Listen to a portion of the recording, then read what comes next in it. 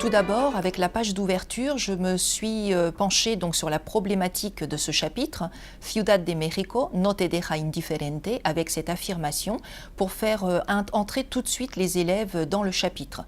Cette ville de Mexico, j'ai décidé de la présenter dans un premier temps avec le travail du photographe mexicain Santiago Arau Pontones.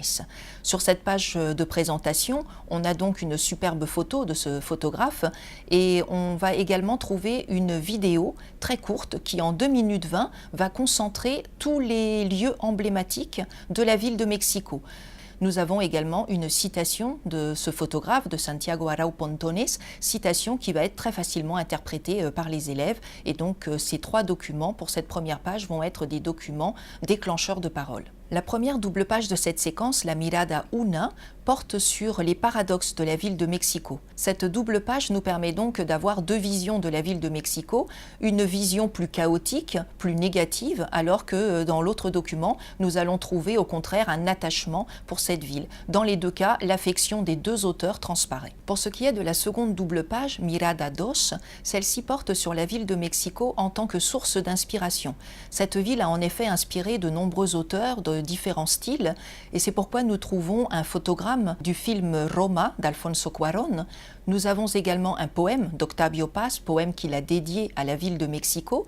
Nous allons aussi trouver de façon un peu plus surprenante un tableau d'un peintre irlandais, Phil Kelly, mais il faut savoir que ce peintre avait pris la nationalité mexicaine et s'était installé au Mexique sur la fin de sa vie. Et enfin, on trouve une photo du Technopark qui se trouve dans la ville de Mexico. Cette double page est une page modulaire, puisque je propose un travail en groupe. Chaque groupe d'élèves va travailler sur un document différent.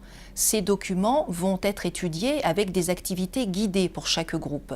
Ensuite, il s'agira de faire une mise en commun et à partir de là, l'idée est de faire réfléchir les élèves sur ce qu'une ville peut inspirer, les sentiments, les émotions qu'elle peut créer, mais également les amener à donner leur avis personnel, leur propre opinion sur cette ville. En fin de chapitre, nous vous offrons le choix entre 2 projets.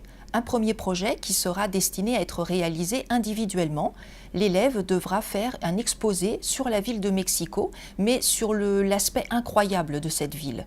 On va lui demander donc de chercher des informations complémentaires par rapport à tout ce qu'il aura vu dans le chapitre, chercher des illustrations, ça peut être des photos, des images, et il devra donc exposer en expression orale en continu ce projet. L'autre projet porte sur un travail en groupe. Il s'agira ici de faire travailler donc les élèves ensemble pour écrire un synopsis, le synopsis d'une œuvre. Ça pourrait être une pièce de théâtre, un film ou bien un livre. Dans le manuel de seconde Miradas, les élèves vont avoir à la fin de chaque axe 2 pages qui porteront sur l'évaluation.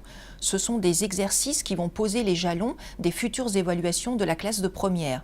Ils auront sur une page une compréhension orale suivie d'une expression écrite et sur la page suivante une expression écrite mais qui sera précédée cette fois-ci d'une compréhension écrite. Comme vous pouvez le constater, ce sont tous des documents authentiques et variés, puisque c'est un des points sur lesquels insistent les nouveaux programmes. Ces documents ne sont pas seulement informatifs. Nous ne perdons pas de vue qu'une classe de langue vivante, et notamment l'espagnol, est une classe dans laquelle on va combiner communication et culture. Tous ces documents, vous pourrez les retrouver dans une banque de ressources qui sera actualisée au fil de l'année en fonction des événements culturels ou de l'actualité.